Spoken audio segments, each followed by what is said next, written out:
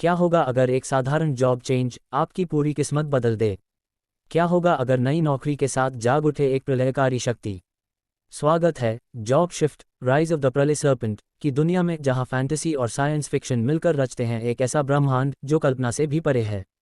एक आम इंसान रोजमर्रा की जिंदगी में उलझा हुआ, लेकिन एक अनजाने जॉब शिफ्ट के बाद उसकी जिंदगी जुड़ जाती है एक रहस्यमयी सिस्टम से, और उसी पल जाग उठता है ड्रैगन प्रलय सर्प, एक प्राचीन विनाशकारी हरा ड्रैगन जिसकी शक्ति पूरी दुनिया को मिटा सकती है।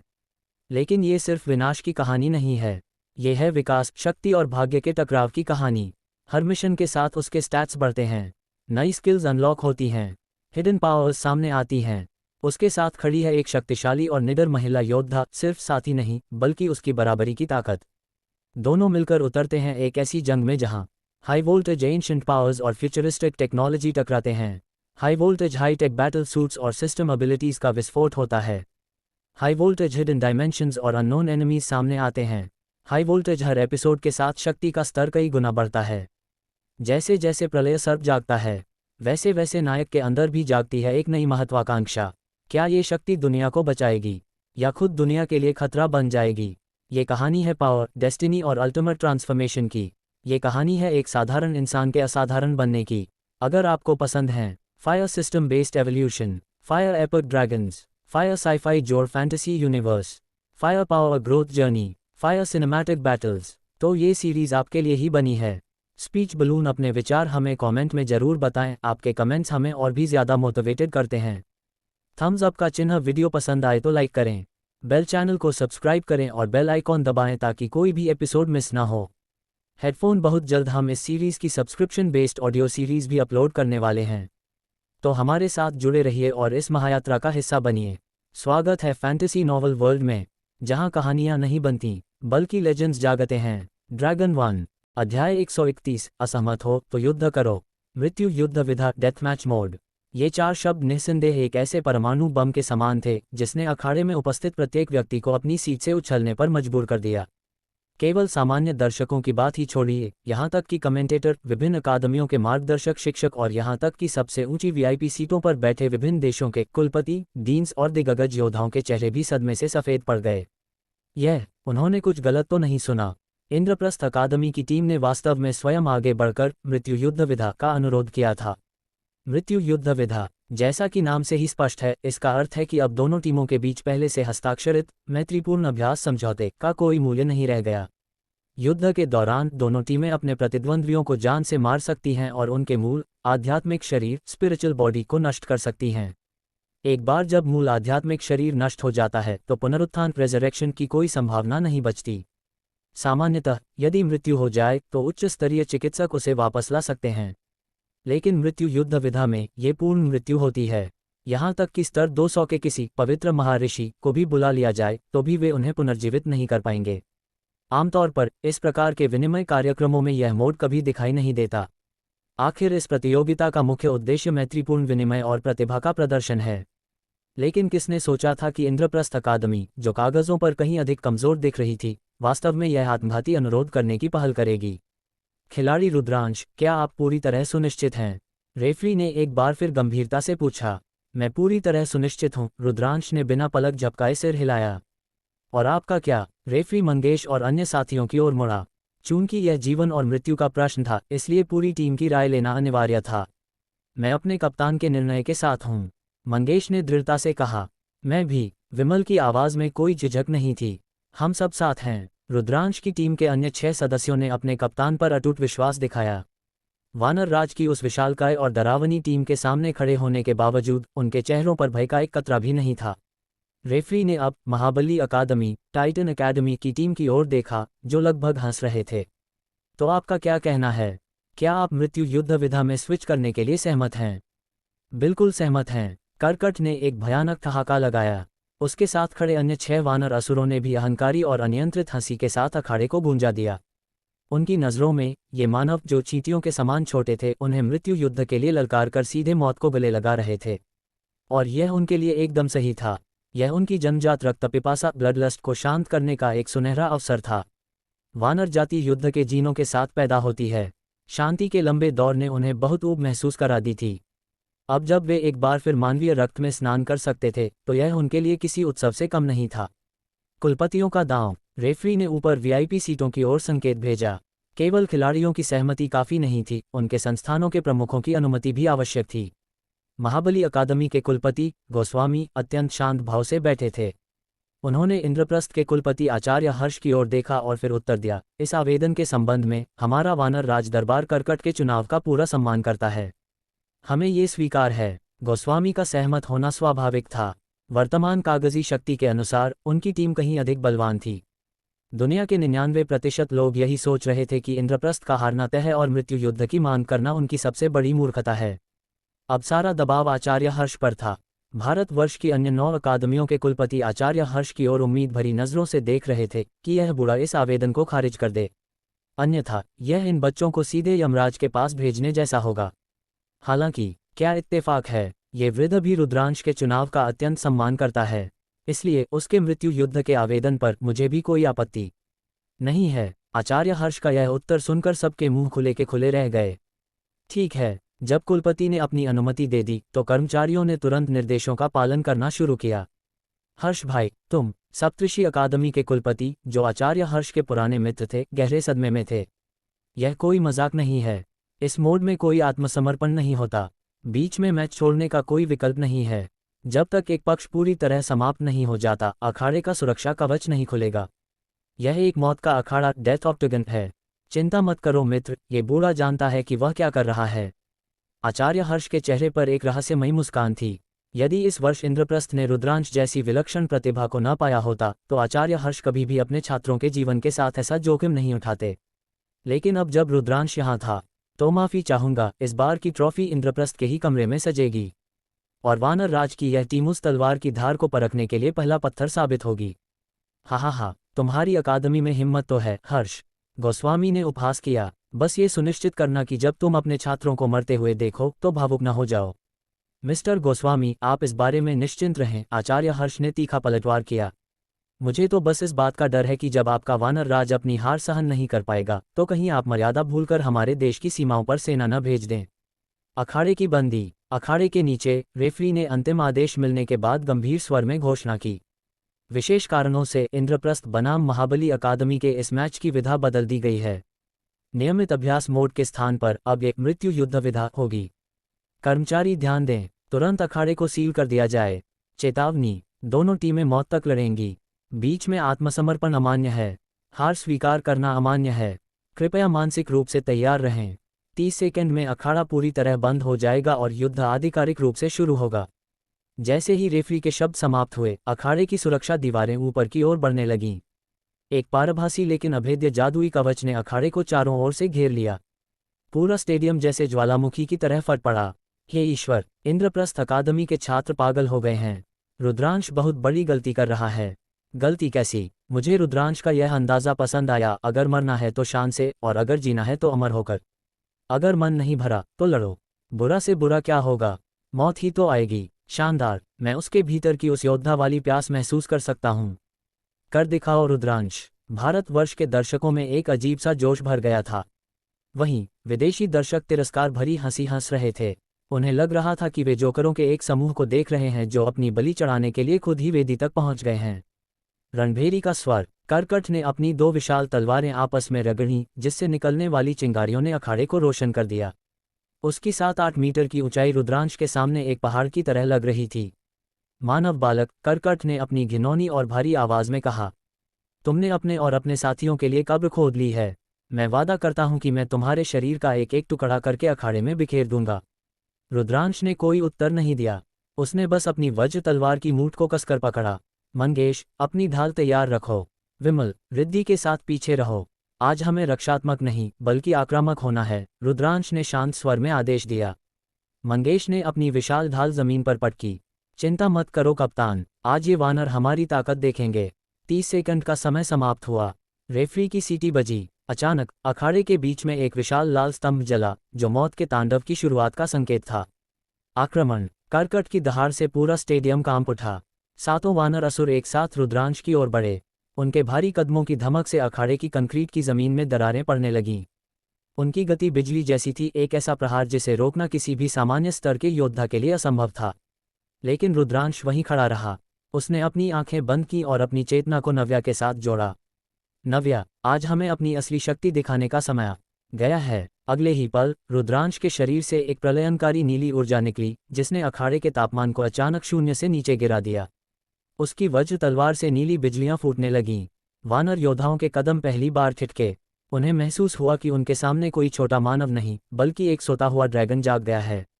अध्याय 132, नव्या का तिरस्कार। मृत्यु युद्ध विधा डेथ मैच मोड की आधिकारिक पुष्टि हो चुकी थी। अखाड़े के चारों ओर एक खूनी लाल आभा फैल गई थी, जो इस बात का संकेत थी कि अब नियमों की बेड़ियां टूट चुकी हैं। महाबली अकादमी के सातों वानर असुर योद्धाओं के चेहरों पर अहंकार और क्रूरता भरे उपहास के भाव थे। वे इस आने वाले युद्ध को एक तरफा शिकार के खेल के रूप में देख रहे थे। इन जन्मजात क्रूर वानर जाति के सदस्यों के लिए मैदान पर जीवन मरण की लड़ाई लड़ना अत्यंत सुखद अनुभव था। वे अपनी विशाल गदाओं और तलवारों को जमीन पर पटक रहे थे, जिससे पूरा अखाड़ा गूंज रहा था। इस क्षण अनगिनत उम्मीद भरी नजरों के सामने दोनों पक्षों के योद्धा एक दूसरे के आमने सामने खड़े थे। वातावरण इतना तनावपूर्ण हो गया था कि हवा भी जैसे ठहर गई हो। बाईं ओर इंद्रप्रस्थ अकादमी के 7 मानवीय खिलाड़ी थे, जिनके चेहरे गंभीर और संकल्प से भरे थे।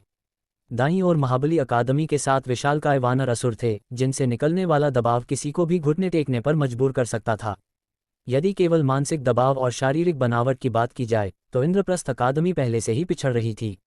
आखिर कागजों पर उनकी शक्ति तपोवन या महाबली जैसी अकादमियों के सामने बहुत कम थी। ये ध्यान देने योग्य है कि महाबली अकादमी के सभी खिलाड़ियों का स्तर 90 से ऊपर था। उनकी शक्ति वानर राज साम्राज्य में सर्वश्रेष्ठ मानी जाती थी। वे पिछले मैच के किन्न योद्धाओं से कई स्तर अधिक शक्तिशाली थे। ऐसी स्थिति में यदि व्यक्तिगत मुकाबले की बात आती तो मंगेश, विमल और अन्य साथियों के लिए इन वानर असुरों का सामना करना अत्यंत कठिन होता। वे उन्हें अधिक समय तक रोककर नहीं रख पाते। नव्या और मंजरी का आगमन। उसी समय रुद्रांश ने अपनी कमर पर हाथ रखा और नव्या लिटिल किंग तथा मंजरी लिटिल पर्पल स्लाइम को बुला लिया। प्रतिद्वंद्वी आखिरकार चैंपियनशिप का प्रबल दावेदार था। रुद्रांश उन्हें उतनी आसानी से नहीं ले सकता था जितना उसने पहले लिया था। सुरक्षा के लिहाज से अपने पालतू जीवों को पहले ही तैयार रखना स्वाभाविक था। नव्या अपने स्वामी के कंधे पर आकर बैठ गई। उसकी सुनहरी सांप जैसी आंखें सामने खड़े टावर जैसे 7 वानर असुरों को बड़ी लापरवाही से देख रही थीं। यदि यह प्रलयंकारी नील नाग वर्ल्ड डिस्ट्रॉइंग अजूर ड्रैगन के रक्त की जागृति से पहले का समय होता तो नव्या इन क्रूर वानर असुरों की आभा को देखकर निश्चित रूप से डर के मारे सिकुड़ जाती। लेकिन अब अपने रक्त की पूर्ण जागृति के साथ नव्या को अपनी शक्ति का स्पष्ट बोध था। वह अब ये पहचानने में सक्षम थी कि उसका प्रतिद्वंद्वी उससे अधिक शक्तिशाली है या नहीं। उसकी धारणा में सामने खड़े ये 7 वानर असुर उससे कहीं अधिक कमजोर थे।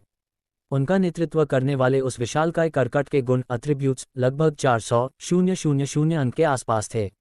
बाकी सदस्य 300,000 से 350,000 अंकों के बीच झूल रहे थे। स्तर 90 से अधिक के योद्धाओं के लिए ये प्रभावशाली आंकड़े थे। बेशक यदि ये वानर असुर स्तर 100 तक पहुंच जाते और अपना चतुर्थ पेशा परिवर्तन फोर्थ जॉब एडवांसमेंट कर लेते तो उनके गुण 10 से 20 गुना तक बढ़ जाते। चतुर्थ परिवर्तन केवल एक प्रक्रिया नहीं, बल्कि जीन का पूर्ण शोधन और शक्ति का उत्थान है। साथ ही उन्हें व्यवस्था का प्रभाव ऑर्डर इम्ब्यूट नामक एक निष्क्रिय कौशल प्राप्त होता, जो उनकी शक्तियों को अजेय बना देता। परंतु सौभाग्य से ये अभी भी स्तर 90 के आसपास ही थे।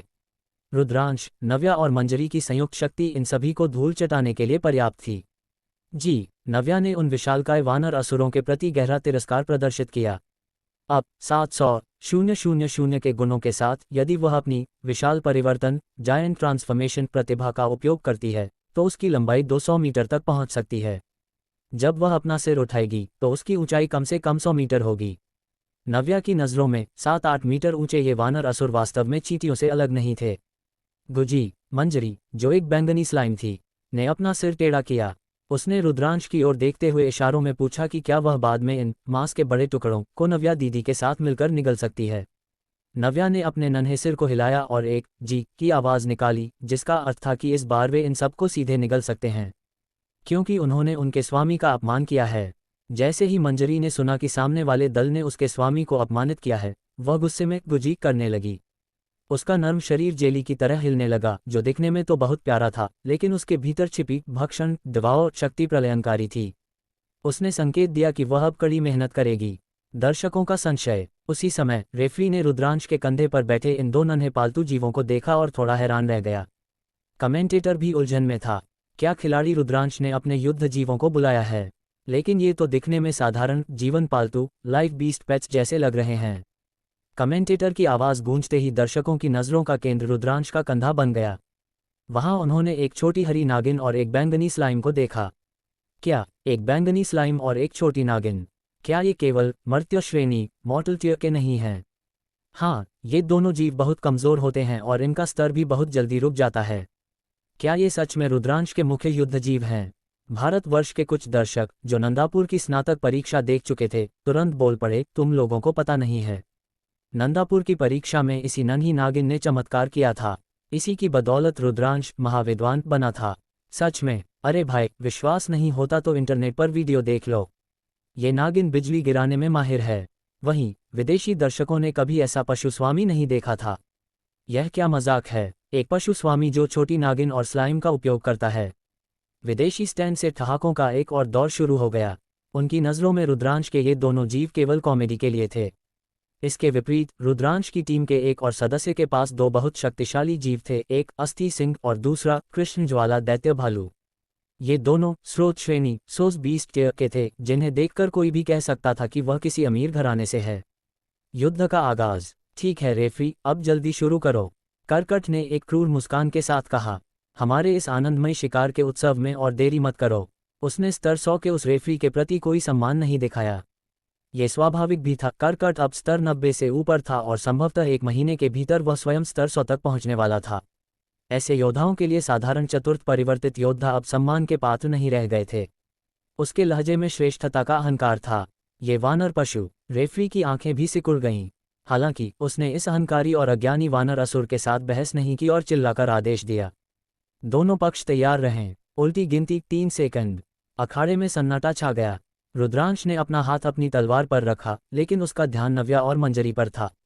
उसे पता था कि आज का ये युद्ध केवल जीतने के लिए नहीं, बल्कि दुनिया को ये बताने के लिए है कि भारतवर्ष के योद्धाओं को कम समझना उनकी सबसे बड़ी भूल होगी। मंगेश ने अपनी विशाल ढाल को जमीन में धंसा दिया। कप्तान, बस आदेश दो। विमल और रिद्धि ने अपनी जादुई छड़ें कसकर पकड़ लीं। अनन्या और सान्वी भी अपनी अपनी मुद्रा में तैयार थीं। 3, 2, करकट ने अपनी महातलवार हवा में लहराए। मरने के लिए तैयार हो जाओ मानव कीड़ों। 1, आक्रमण। जैसे ही रेफरी की घोषणा हुई, करकट और उसके वानर योद्धा बिजली की गति से आगे बढ़े। उनकी धमक से अखाड़े की कंक्रीट उखड़ गई। रुद्रांश ने एक क्षण के लिए नव्या की आंखों में देखा। नव्या ने एक ठंडी फुफकार छोड़ी और उसके शरीर से नीली बिजलियां फूटने लगीं। नव्या, दिखा दो इन्हें कि असली प्रलय क्या होती है। रुद्रांश का स्वर बिजली की कड़कड़ाहट की तरह गूंजा। अगले ही पल पूरा अखाड़ा एक नीली रोशनी से भर गया। नव्या ने हवा में छलांग लगाई और उसका छोटा सा शरीर अचानक विशाल होने लगा। उसकी आंखों में वह दिव्य तिरस्कार था जो केवल एक ड्रैगन में हो सकता है। वानर योद्धा जो अभी तक हंस रहे थे, उनके चेहरे पर अचानक खौफ छा गया। उन्हें समझ ही नहीं आया कि एक नन्ही नागिन पल भर में एक पहाड़ जितने ऊंचे ड्रैगन में कैसे बदल गई। अध्याय 133, मंजरी का उदय। 3, 2, 1, प्रारंभ। जैसे ही आकाश में मंडराते होलोग्राफिक डिजिटल काउंटर की गिनती 0 पर पहुंची, रणभेरी गूंज उठी। इस बार महाबली अकादमी टाइटन अकेडमी की टीम का सामना करते समय, जिनकी कुल शक्ति उसकी अपनी टीम से कहीं अधिक थी, रुद्रांश ने बिना सोचे समझे अपने साथियों को आगे बढ़ने का आदेश नहीं दिया। इसके बजाय एक शांत और स्थिर स्वर में उसने मंगेश और अन्य सदस्यों को रक्षात्मक मुद्रा डिफेंसिव स्टांस अपनाने को कहा। विजय, जो एक ड्रैगन रक्त योद्धा था, उसने रुद्रांश के पहले के निर्देशों के अनुसार अपने उपकरणों को बदल लिया था। उसने अपनी तलवार के स्थान पर एक भारी वज्र हथौड़ा और एक महाढाल धारण कर ली थी। सामान्यतः उसका पेशा आक्रामक था, लेकिन भारी ढाल और रक्षात्मक निष्क्रिय कौशलों पैसिव स्किल्स के साथ वह एक अभेद्य अग्रिम पंक्ति फ्रंटलाइन के रूप में कार्य कर सकता था। वहीं विमल ने रुद्रांश के संकेत पर अपने झोले से कई छोटे रोबोट निकाले, जिन्होंने टीम के बिल्कुल सामने एक अदृश्य जादुई दीवार और यांत्रिक घेरा तैयार कर दिया। आर्यन ने भी अपने पालतू जीवों अस्थि सिंह और कृष्ण ज्वाला भालू पर रक्षात्मक मंत्र बफ्स डालने शुरू कर दिए। मंगेश ने इस बार सीधा हमला नहीं किया, बल्कि वह बीच की स्थिति में रहा ताकि कौशल और रिद्धि जैसे नाजुक जादूगरों की रक्षा कर सके। कौशल ने सभी पर एक जादुई ढाल की परत चढ़ा दी, जो जादूगरों के कुछ गिने चुने सहायक कौशलों में से एक है। रिद्धि ने रुद्रांश को छोड़कर बाकी सभी साथियों पर सुरक्षात्मक मंत्रों की बौछार कर दी। जहां तक रुद्रांश का सवाल था, उसने रिद्धि से कहा कि वह केवल उस पर आक्रमण वृद्धिकारी अटैक एनहांसिंग मंत्रों का प्रयोग करे।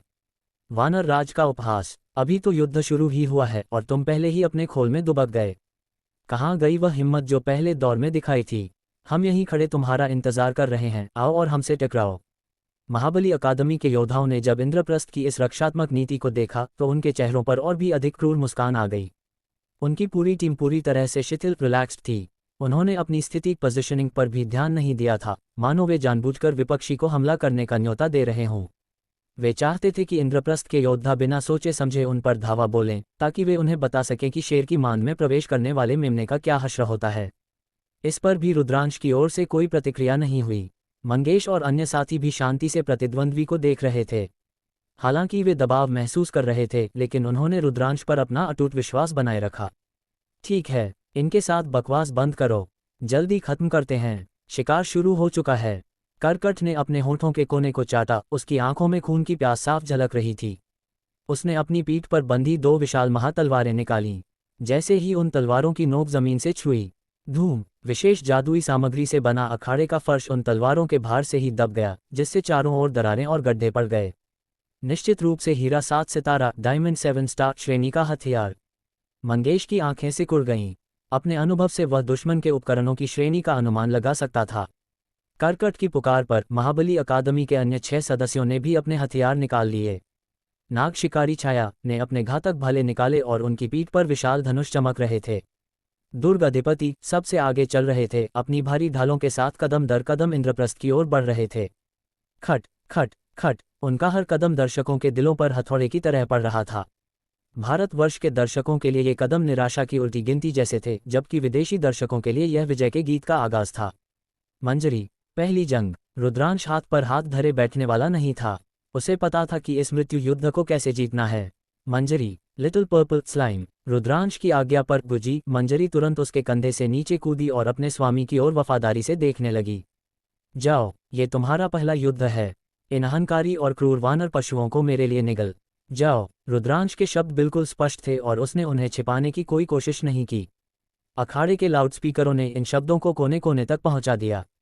वाह, उम्मीद के मुताबिक दर्शक एक बार फिर शोर मचाने लगे। क्या वह स्लाइम वास्तव में उसका युद्ध जीव है? अरे भाई, मजाक मत करो। जल्दी अपनी उस हरी नागिन को भेजो। ये छोटी सी मंजरी महाबली अकादमी के सामने कैसे टिक पाएगी? मैंने अपने जीवन में पहली बार देखा है कि कोई पशु स्वामी राष्ट्रीय स्तर की प्रतियोगिता में जीवन प्रकार लाइफ टाइप के जीव का उपयोग युद्ध के लिए कर रहा है। यहाँ तक कि भारतवर्ष के दर्शकों को भी यह अविश्वसनीय लगा। वहीं विदेशी दर्शकों के मुंह से गालियों और व्यंग्य की बौछार होने लगी। ऑनलाइन लाइव स्ट्रीम में कमेंट्स की बाढ़ आ गई, जहां लोग इंद्रप्रस्थ के कुलपतियों के मानसिक स्वास्थ्य पर सवाल उठा रहे थे। मंगेश और अन्य साथियों को लगा था कि रुद्रांश उस प्रलयंकारी नागिन नव्या को उतारेगा जिसने पहले उन्हें धूल चटाई थी, लेकिन उन्होंने यह नहीं सोचा था कि वह एक स्लाइम को भेजेगा। गुजी गुजी, मंजरी अपने स्वामी की आज्ञा पाकर तेजी से टीम के सबसे आगे पहुंच गई। वह विजय ड्रैगन रक्त योद्धा की ढाल के सुरक्षा कवच के भीतर भी नहीं रुकी, बल्कि सीधे दुश्मनों की ओर बढ़ गई। कप्तान, क्या आप सच में इस नन्ही सी जान की मदद नहीं करेंगे? विजय ने पीछे मुड़कर पूछा। चिंता मत करो, मेरी मंजरी पर भरोसा रखो, रुद्रांश ने शांति से कहा। वानर का प्रहार और सन्नाटा। उसी समय वानर जाति का एक दुर्ग अधिपति मंजरी के ठीक सामने पहुंच गया। उसके पैर की धमक इतनी तेज थी कि मंजरी जेली की तरह 2-4 बार हवा में उछल गई। हुनकार, नीच मानव कीड़े, तुमने हमें रोकने के लिए एक स्लाइम का इस्तेमाल करने की हिम्मत की। कितना उबाऊ है। उस विशालकाय वानर असुर ने मंजरी की ओर देखा तक नहीं और सीधे अपना भारी पैर उस पर रख दिया।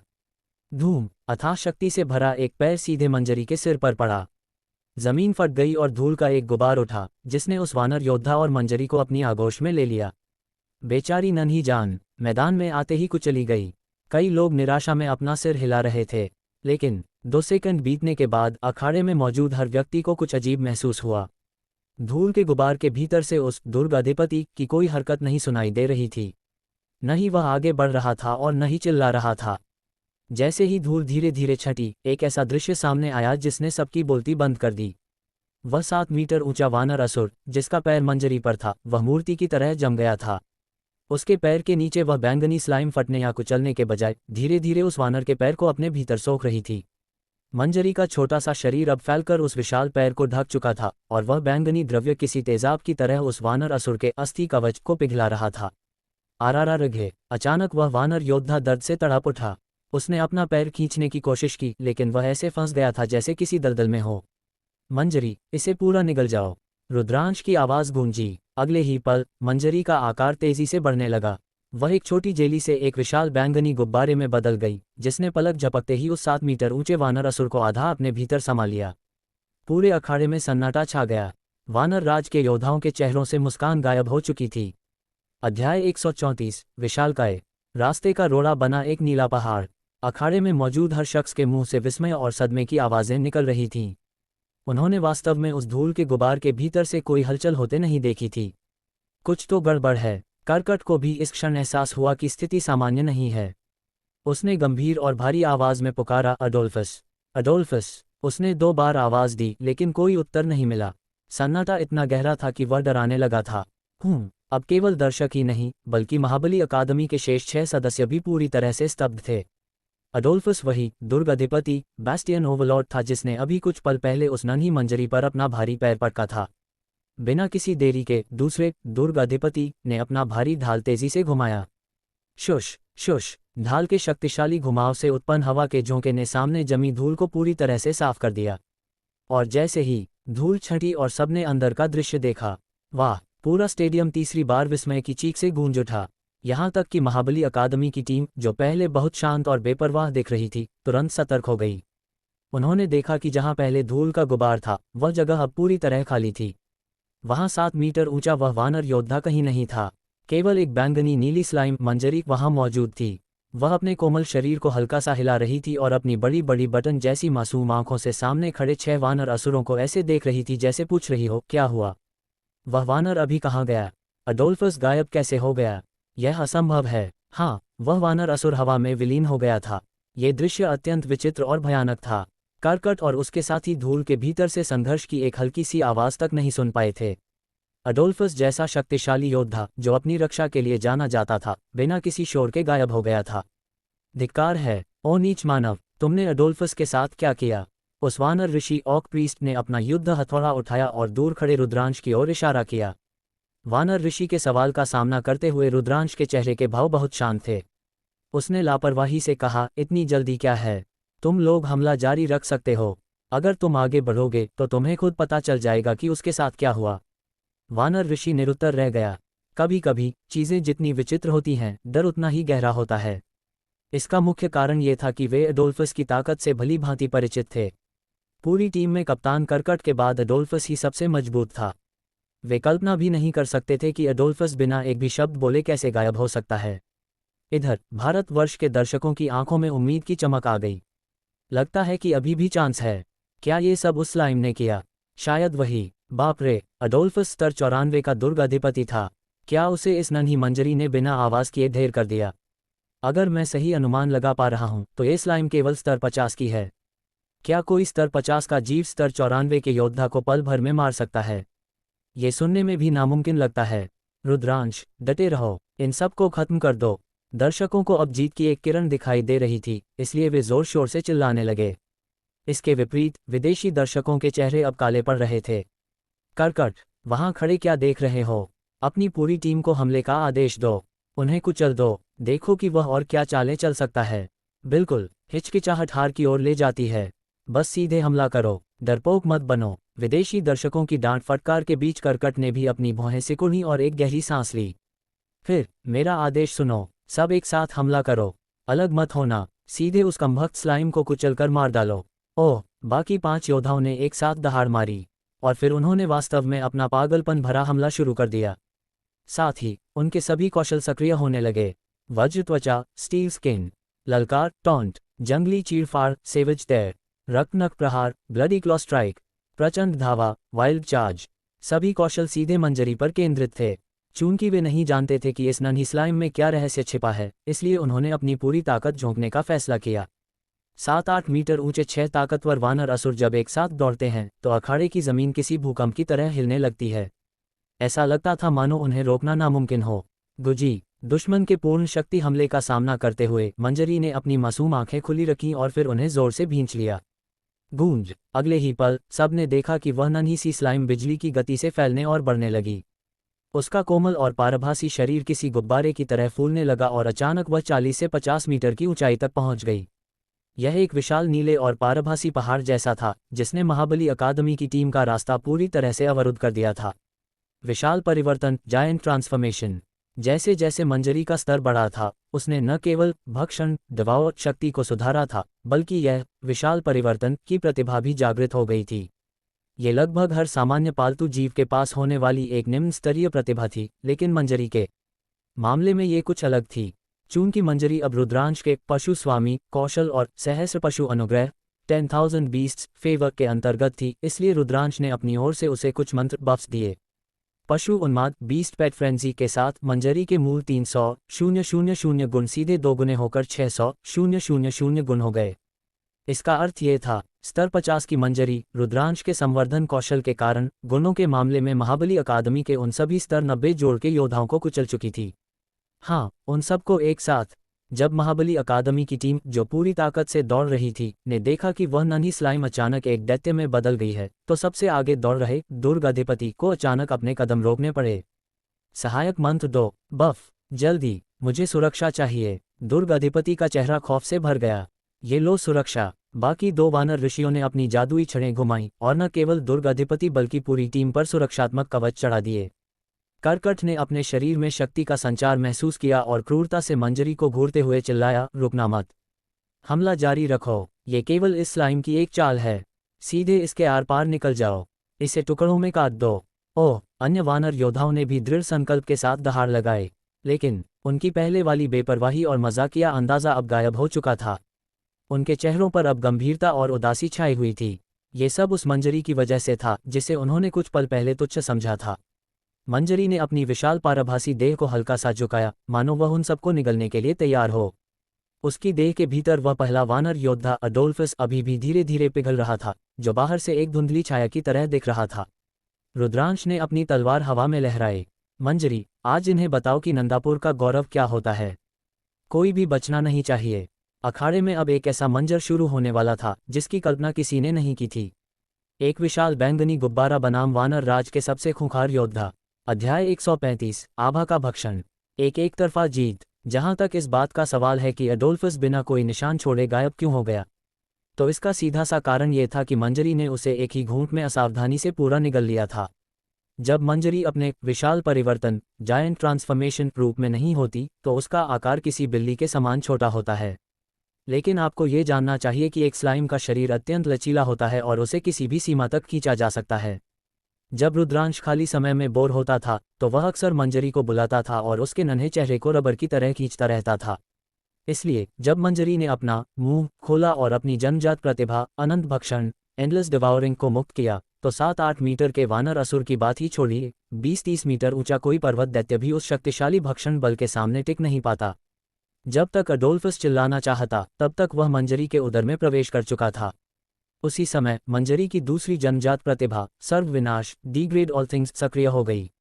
1 सेकंड से भी कम समय लगा और अडोल्फस पूरी तरह पच गया, पीछे उसका एक अंश भी नहीं बचा।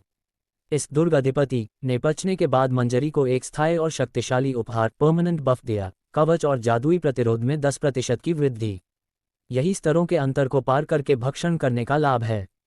स्तर 50 पर रहकर स्तर 90 के योद्धा को निगलने से प्राप्त होने वाली ऊर्जा और गुणों की प्रतिपुष्टि फीडबैक बहुत अधिक होती है। अजेय रक्षा, दैवीय उपहार। वर्तमान में मंजरी ने अपने विशालकाय शरीर का पूर्ण प्रदर्शन किया था। दुश्मन के प्रचंड हमले का सामना करते हुए भी वह टस से मज नहीं हुई। वह बस एक नीले पहाड़ की तरह चुपचाप खड़ी रही, मानो करकट और उसके साथियों के प्रहारों का इंतजार कर रही हो। उसी समय गूंज। मंजरी ने चुपचाप अपनी उन नई शक्तियों को सक्रिय किया जो उसने पिछले कुछ स्तरों में हासिल की थीं।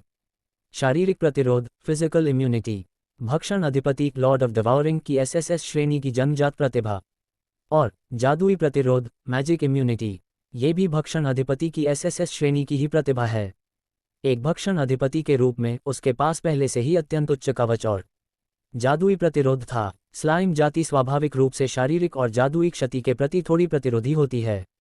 स्लाइम का शरीर इतना कोमल होता है कि यदि आप तलवार से उसे आधा काट भी दें, तो उसे दर्द नहीं होता और वह अपने दूसरे आधे हिस्से को वापस जोड़ सकता है। यही कारण है कि कई जादुई वैज्ञानिकों ने स्लाइम के गुणों का अध्ययन किया है ताकि उनके अर्क से उपचार की औषधियां बनाई जा सकें। लेकिन साधारण स्लाइम केवल अपने से 5 स्तर ऊपर के योद्धाओं को झेल सकती है। परंतु यहाँ बात मंजरी की हो रही थी, जो भक्षण की स्वामिनी थी। उसकी शारीरिक और जादुई प्रतिरोधक क्षमता ने उसकी रक्षा को चरम सीमा पर पहुंचा दिया था। 99% शारीरिक क्षति में कमी, 99% जादुई क्षति में कमी। सर्र सर्र सर्र महाबली अकादमी के 6 वानर असुर अंततः मंजरी के सामने पहुंचे और अपनी गदाओं, तलवारों और जादुई प्रहारों की झड़ी लगा दी। हालांकि गुजी मंजरी ने जिज्ञासावश उनकी ओर नीचे देखा। यद्यपि अखाड़े में मौजूद दर्शक स्लाइम की भाषा नहीं समझ सकते थे, लेकिन उसकी बैंगनी बटन जैसी बड़ी आंखों को देखकर वे उसका भाव समझ गए। उसकी आंखों का मतलब था बस इतना ही। निश्चित रूप से ये नन्ही सी जान जो अब एक दैत्य बन चुकी थी, यही कहना चाह रही थी।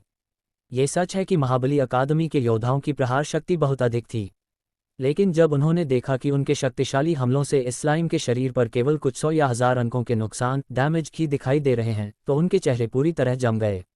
आभा का भक्षण, डिवॉरिंग ऑरा, यह क्या हो रहा है? क्या तुम दोनों ऋषियों ने हमें कवच भेदी आर्मर पियर्सिंग मंत्र नहीं दिए थे? कर्कट ने हमला करते हुए पीछे मुड़कर अपने दोनों उपचारकों से पूछा। हमने दिए थे, लेकिन मुझे नहीं पता कि तुम्हारी स्थिति स्टेटस बार बार गायब क्यों हो रही है। ऐसा लग रहा है जैसे कोई उन्हें सोख रहा है। मैंने स्पष्ट रूप से 5 स्तरों के कवच भेदी मंत्र तुम पर डाले थे, लेकिन वे रहस्यमयी तरीके से गायब हो गए। वानर राज के दोनों महर्षि अब रोने की कगार पर थे। उनका हृदय अब एक गहरे पूर्वाभास से घिर गया था। वे पहले जितने अहंकारी थे, अब उतने ही पछतावे में डूबे हुए थे। यदि वे मूर्ख भी होते तो भी इस विशाल स्लाइम की शक्ति देखकर वे समझ जाते कि उन्होंने एक लोहे की चट्टान पर पैर मार दिया है। उन्हें वास्तव में यह मृत्यु युद्ध स्वीकार नहीं करना चाहिए था। अब काल उनके सामने खड़ा था। उनके सहायक मंत्र बफ्स क्यों गायब हो रहे थे? इसका उत्तर था आभा भक्षण, डिवॉरिंग ऑरा। यह श्रेणी का रक्त जागृति कौशल अत्यंत उपयोगी है। सक्रिय होने के बाद ये 500 मीटर के दायरे में आने वाले शत्रुओं के सहायक मंत्रों को हर 5 सेकंड में निगल लेता है। यही कारण था कि वानर ऋषि मंत्र डालते जा रहे थे और वे पलक झपकते ही मिट रहे थे। इंद्रप्रस्थ की विस्मय भरी नजरें। जहां वानर असुरों की टीम के चेहरे गंभीर और काले पड़ रहे थे, वहीं रुद्रांश की टीम पूरी तरह तनावमुक्त थी। विमल की सुंदर आंखें फटी रह गईं। उसने अपनी टीम के सामने पहाड़ बनकर खड़ी उस विशाल स्लाइम को देखा। उसका सुंदर चेहरा सदमे से भरा था। उसने अपनी गर्दन रुद्रांश की ओर घुमाई और बड़ी मुश्किल से पूछा, रुद्रांश, मुझे मत बताना कि यह वही छोटी सी स्लाइम है जिसे तुम कंधे पर उठाकर घूमते थे? वही है, रुद्रांश ने लापरवाही से कहा। मैंने कहा था कि यह मेरा नया युद्ध जीव है, पर तुम लोगों ने विश्वास नहीं किया, तो मैं क्या कर सकता हूँ? सभी साथी, बाप रे, क्या ये भी संभव है?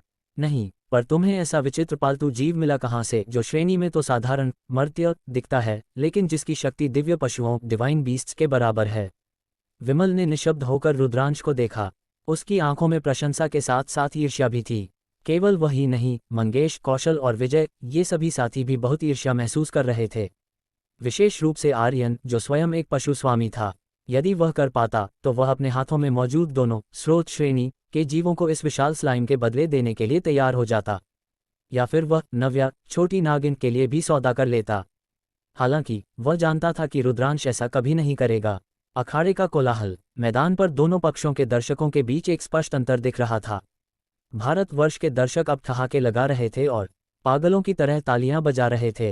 विदेशी दर्शकों के चेहरे काले पड़ चुके थे। एक बार फिर उनका मजाक बन गया था, और इस बार का तमाचा बहुत जोरदार था। क्यों भाई, अभी तो तुम विदेशी बहुत खुश थे, बहुत जोर शोर से मजाक उड़ा रहे थे, अब चुप क्यों हो गए? हा, क्या सुकून मिला है, और जोर से चिल्लाओ, इसे कहते हैं असली तमाचा। भारतवर्ष के दर्शकों के इन नारों से विदेशी दर्शक तिलमिला उठे। ज्यादा खुश मत हो मानवों, अभी तो तुमने केवल वानर जाति को हराया है। अभी भी यहाँ 4 ऐसी टीमें हैं जो चैंपियनशिप जीतने की प्रबल दावेदार हैं। आज रात हम अध्ययन करेंगे कि इस कमबख्त स्लाइम से कैसे निपटना है। कल जब हम तरीका ढूंढ लेंगे, तब अपनी मौत का इंतजार करना। वे लोग अपनी हार स्वीकार करने के बजाय केवल खोखली धमकियां दे रहे थे। वीआईपी स्टैंड का मंजर। मुख्य मंच पर सबसे जोरदार तमाचा महाबली अकादमी के कुलपति गोस्वामी को लगा था। आचार्य हर्ष पहले ही उनकी ओर एक मुस्कान के साथ देख रहे थे। क्षमा करें मिस्टर गोस्वामी, एक छोटी सी और मामूली जीत, आचार्य हर्ष ने विनम्रता का ढोंग करते हुए कहा। लगता है हमारे नंदापुर के बच्चों ने आपके अजेय योद्धाओं को थोड़ा परेशान कर दिया है। हा, अन्य कई कुलपति अपनी हंसी नहीं रोक पाए। गोस्वामी का चेहरा गुस्से से लाल पीला हो रहा था। उन्होंने अपने दांत पीसते हुए अखाड़े की ओर देखा जहां मंजरी ने अब अपना अगला कदम उठाया था। अखाड़े में मंजरी ने अपना विशाल पारभासी शरीर झुकाया और एक जोरदार गुजी की आवाज़ की। उसने अपने शरीर के एक हिस्से को चाबुक की तरह घुमाया और एक साथ 3 वानर योद्धाओं को लपेट लिया। नहीं, मुझे छोड़ो, एक वानर चिल्लाया, लेकिन मंजरी की पकड़ किसी फौलाद से भी सख्त थी। रुद्रांश ने अपनी वज्र तलवार म्यान में वापस डाल दी। उसे पता था कि अब उसे कुछ करने की ज़रूरत नहीं है। मंजरी, खेल खत्म करो, हमें अगले दौर की तैयारी करनी है। मंजरी ने अपने स्वामी की आज्ञा सुनी और अपने शरीर के केंद्र में एक विशाल भंवर पैदा किया। करकट, जो अभी भी अपनी तलवारों से प्रहार करने की कोशिश कर रहा था, उसने महसूस किया कि उसका गुरुत्वाकर्षण खत्म हो रहा है। इंद्रप्रस्थ, मैं तुम्हें कभी नहीं भूलूंगा। करकट की यह अंतिम दहाड़ थी, इससे पहले कि मंजरी का विशाल नीला शरीर उसे पूरी तरह निगल जाता। कुछ ही क्षणों में अखाड़ा पूरी तरह साफ हो गया। वहां न कोई वानर था, न कोई हथियार, केवल एक विशाल बैंगनी स्लाइम थी जो धीरे धीरे अपने मूल छोटे आकार में वापस आ रही थी। रेफरी ने, जिसके माथे पर पसीना आ गया था, अपना हाथ हवा में उठाया। विजेता, इंद्रप्रस्थ अकादमी। पूरा स्टेडियम भारत माता की जय और इंद्रप्रस्थ के नारों से गूंज उठा। रुद्रांश ने आगे बढ़कर छोटी सी मंजरी को उठाया और वापस अपने कंधे पर बिठा लिया। नव्या ने भी एक गर्व भरी फुफकार छोड़ी। अध्याय 136, आत्मसमर्पण की शर्तें। वास्तव में अब अखाड़े में और कुछ देखने की आवश्यकता शेष नहीं थी। महाबली अकादमी की टीम इस समय एक ऐसी स्लाइम का सामना कर रही थी जो किसी गगनचुंबी पहाड़ और अभेद्य नगर प्राचीर की तरह उनके सामने खड़ी थी। वे न तो इसे भेद पा रहे थे, न ही इसे रत्ती भर भी हिला पा रहे थे। रुद्रांश के शक्ति वर्धन एम्प्लीफिकेशन के तहत मंजरी लिटिल पर्पल के शारीरिक गुण इस समय चरम पर थे। उसका कुल स्वास्थ्य हेल्थ वैल्यू करोड़ों में पहुंच चुका था। क्या ये सुनने में अतिशयोक्ति लगती है? निश्चित रूप से यह पर्याप्त रूप से अतिरंजित है। आखिर स्तर 50 का एक सामान्य स्रोत श्रेणी सोस बीस्ट का पालतू जीव अधिकतम 10 लाख स्वास्थ्य अंकों के आसपास होता है। लेकिन मंजरी, जो ब्रह्मांडीय श्रेणी कॉस्मिक लेवल की एक दिव्य जीव थी, उसका स्वास्थ्य और सहनशक्ति साधारण जीवों की कल्पना से कोसों दूर थी। महाबली अकादमी के ये वानर योद्धा जब अपनी पूरी ताकत से मंजरी पर प्रहार करते तो उसके विशाल शरीर पर केवल कुछ 100 या 1000 अंकों की मामूली क्षति ही दिखाई देती। सबसे महत्वपूर्ण बात यह थी कि यह तब हो रहा था जब मंजरी ने अभी तक अपने किसी भी सक्रिय रक्षात्मक कौशल डिफेंसिव स्किल्स का उपयोग नहीं किया था। मंजरी, खेल लिया, मन भर गया? रुद्रांश ने एक हल्की मुस्कान के साथ पूछा। गुजी, मंजरी ने अपने विशाल लेकिन कोमल जेली जैसे शरीर को हिलाया और उत्तर दिया, स्वामी, ये बिल्कुल भी ताकतवर नहीं है, ये बहुत उबाऊ है। रुद्रांश को यह सुनकर थोड़ी बेबसी महसूस हुई। वास्तव में आप विपक्षी को बहुत कमजोर होने के लिए दोष नहीं दे सकते। आप केवल इतना कह सकते हैं कि भक्षण अधिपति लॉर्ड ऑफ डिवाउरिंग के गुण इतने शक्तिशाली हैं कि वे युद्ध के संतुलन को ही बिगाड़ देते हैं। तकनीकी रूप से मंजरी स्लाइम जाति के विकास का अंतिम चरण थी। शारीरिक और जादुई क्षति के प्रति उसकी पूर्ण प्रतिरक्षा का अर्थ था कि यदि ये वानर योद्धा अगले 100 या 1000 साल तक भी उसे काटते रहें तो भी वे उसका कुछ नहीं बिगाड़ पाएंगे। हर सेकंड उसका स्वास्थ्य स्वयं ही पुनर्जीवित हो रहा था। चूंकि यह उबाऊ है तो इसे यहीं समाप्त करते हैं। रुद्रांश ने सिर हिलाया। मैं भी और समय बर्बाद नहीं करना चाहता। गुजी, स्वामी, क्या मैं इन्हें निगल लूं? मंजरी ने मासूमियत से पूछा। जैसे तुम्हारी इच्छा। मृत्यु युद्ध के अनुबंध पर पहले ही हस्ताक्षर हो चुके हैं, रुद्रांश ने हाथ हिलाते हुए शांति से कहा। वानर का भय और गुप्त वार्ता।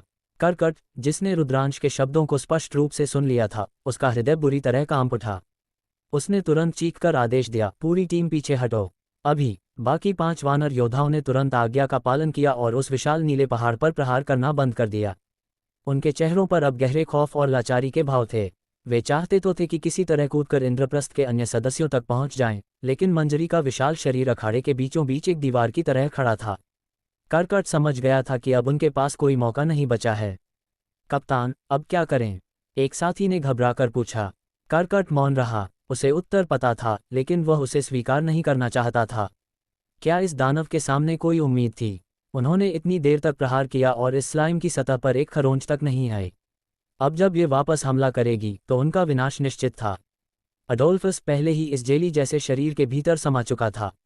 हमें आत्मसमर्पण करना होगा और दया की भीख मांगनी होगी। यही एकमात्र रास्ता है। करकट ने मानसिक संदेश टेलीपैथी के माध्यम से अपनी टीम से कहा। फिर उसने रुद्रांश की ओर देखा और गुप्त रूप से संदेश भेजा। रुद्रांश, हम हार मानते हैं। आओ एक शर्त तय करते हैं। एक बुद्धिमान व्यक्ति जानता है कि कब झुकना चाहिए। करकट ने सीधे तौर पर अपनी हार स्वीकार कर ली थी, लेकिन वह इसे सार्वजनिक रूप से स्वीकार कर अपना बचा खुचा सम्मान नहीं खोना चाहता था। रुद्रांश के चेहरे पर एक ठंडी मुस्कान आई। ये दृश्य वास्तव में हास्यास्पद था। यही वो लोग थे जो अखाड़े में आने से पहले अहंकार में डूबे थे और इंद्रप्रस्थ के हर सदस्य को जान से मारने की धमकियां दे रहे थे। अब जब मौत सामने खड़ी थी तो वे गुप्त रूप से सौदेबाजी कर रहे थे। बस अपनी शर्त बताओ, हमारा वानर राज दरबार बीस्टमैन रॉयल कोर्ट उसे निश्चित रूप से मानेगा। कौशल पुस्तकें, दुर्लभ वस्तुएं, उपकरण, पवित्र रत्न, दिव्य औषधियां, तुम्हें जो चाहिए वह सब मिलेगा। जब रुद्रांश ने कोई जवाब नहीं दिया तो कर्कट का दिल बैठने लगा। वह पागलों की तरह संदेश भेजता रहा। रुद्रांश का न्याय, शर्त। रुद्रांश की मुस्कान अब उपहास में बदल गई। उसने ऊंची आवाज में कहा ताकि सब सुन सकें, क्या तुम्हें पता नहीं है कि अंतर्राष्ट्रीय स्तर पर तुम्हारे वानर राज दरबार की साख क्या है? तुमने न जाने कितने देशों से सीमा पर शांति बनाए रखने का वादा किया और अंत में क्या किया? अपनी बात से मुकर कर मासूमों का खून बहाया। रुद्रांश के इस तीखे सवाल ने कर्कट के चेहरे पर शर्मिंदगी ला दी। जैसा कि रुद्रांश ने कहा था, वानर राज दरबार की साख बहुत खराब थी, एक ऐसा साम्राज्य जिसे दुनिया केवल एक विश्वासघाती सत्ता के रूप में जानती थी। हम वादा करते हैं। कर्कट ने एक अंतिम प्रयास किया। बस करो, रुद्रांश ने उसे बीच में ही काट दिया। आज तुम्हारी मृत्यु निश्चित है। यहाँ तक कि अगर तुम्हारे कुलपति भी हस्तक्षेप करें तो भी वे तुम्हें नहीं बचा पाएंगे। यह मेरा वचन है। रुद्रांश की आवाज़ पूरे स्टेडियम में गूंज गई। उसने मंजरी की ओर देखा और चिल्लाया, मंजरी, इन्हें निगल जाओ। गुजी। मंजरी खुशी से चहकी। अगले ही पल उस विशाल नीले पर्वत ने अपनी गति बढ़ाई और सीधे कर्कट और उसके साथियों की ओर बढ़ने लगा। रक्षा करो, कर्कट ने बदहवासी में चिल्लाया। अब उसने अपनी मर्यादा की परवाह करना छोड़ दिया और सीधे ऊपर वीआईपी सीटों की ओर देखते हुए मदद की पुकार लगाए। कुलपति महोदय, हमें बचाए। वीआईपी स्टैंड में टकराव। जैसे ही कर्कट की यह चीख सुनाई दी, पूरे दर्शक दीर्घा में कोलाहल मच गया। महाबली अकादमी की हार अब पूरी तरह से सुनिश्चित हो चुकी थी। वीआईपी स्टैंड में महाबली अकादमी के कुलपति गोस्वामी एक झटके में खड़े हो गए। उनकी आंखें क्रोध से जल रही थीं।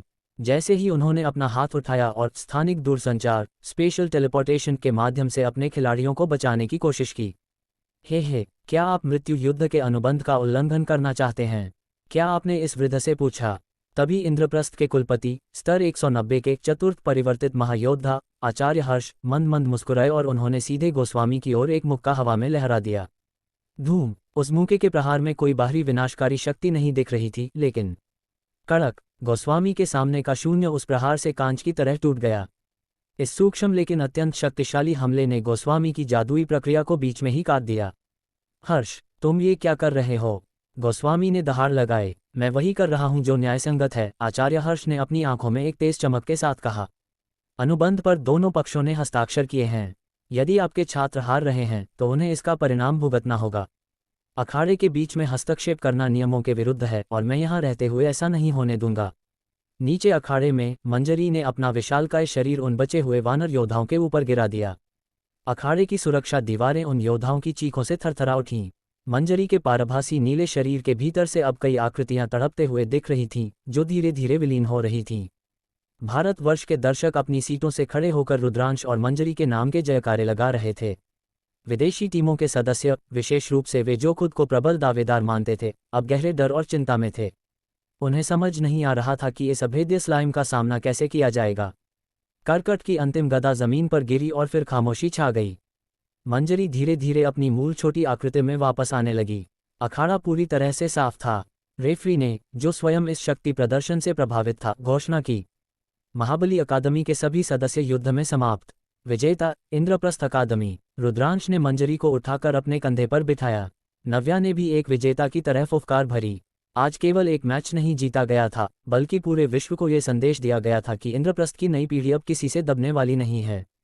अध्याय 137। जिसे समझा था सबसे कमजोर, वही निकला सबसे बलवान। महाबली अकादमी के कुलपति का नाम अंगद डोगरा एंगस डॉज था। वह स्तर 190 के एक अत्यंत शक्तिशाली चतुर्थ पेशेवर दिव्य जादूगर, फोर प्रोफेशन गॉड मेज थे। इस समय उनकी आंखों के सामने उनकी अकादमी के सर्वश्रेष्ठ छात्र उस विशाल नीली स्लाइम द्वारा निगले और कुचले जा रहे थे। जैसे ही उन्होंने एक कुलपति के रूप में हस्तक्षेप करने की कोशिश की, प्रतिद्वंद्वी ने अत्यंत सूक्ष्म लेकिन प्रभावी ढंग से उन्हें रोक दिया। सामने वाले के हाव भाव से स्पष्ट था कि वे किसी भी कीमत पर उन्हें अपने छात्रों को बचाने की अनुमति नहीं देंगे। इस अपमान ने अंगद डोगरा के चेहरे को क्रोध से तमतमा दिया। वह अकादमी के इन होनहारों को भारतवर्ष में केवल मुकाबला करने के लिए नहीं लाए थे। यदि स्पष्ट शब्दों में कहा जाए तो उनका उद्देश्य भारतवर्ष और मानवता को नीचा दिखाना जारी रखना था। उन्हें इस बात की रत्ती भर भी उम्मीद नहीं थी कि उनकी पूरी टीम यहाँ इस तरह मिटा दी जाएगी। ये परिणाम उनके लिए स्वीकार करना असंभव था, लेकिन जो चीज़ उन्हें सबसे अधिक शर्मिंदा कर रही थी वह थी उनकी प्रजाति का अहंकार। विभिन्न विदेशी साम्राज्यों के बीच मनुष्यों की कमजोरी का मजाक उड़ाना एक सामान्य बात थी। हर कोई चारों ओर से मनुष्यों पर हमला कर रहा था और उन्हें नीचा दिखा रहा था ताकि वे अपनी प्रजाति को मनुष्यों से अधिक श्रेष्ठ और कुलीन सिद्ध कर सकें। परंतु अब उन्होंने न केवल मैच हारा था बल्कि अपने योद्धाओं के जीवन भी खो दिए थे। ये निस्संदेह उनके सम्मान पर एक बहुत बड़ा आघात था। वानर राज दरबार लौटने पर टीम का नेतृत्व करने वाले कुलपति के रूप में उनकी जवाबदेही तय होना निश्चित था। संभावना तो ये भी थी कि उनकी कुलपति की कुर्सी अब सुरक्षित नहीं रहेगी। ये सोचकर अंगद इतने क्रोधित थे कि वे दहाड़ना चाहते थे, लेकिन अपने कई सहयोगियों की अजीब नज़रों के बीच वे केवल बेबसी में अपनी आंखें मूंद कर रह गए। मंजरी का महाभक्षण।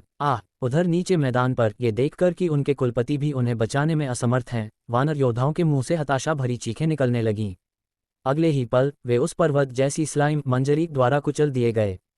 स्लाइम का कोई निश्चित मुंह नहीं होता, बल्कि उसका पूरा शरीर ही एक विशाल मुख बन सकता है।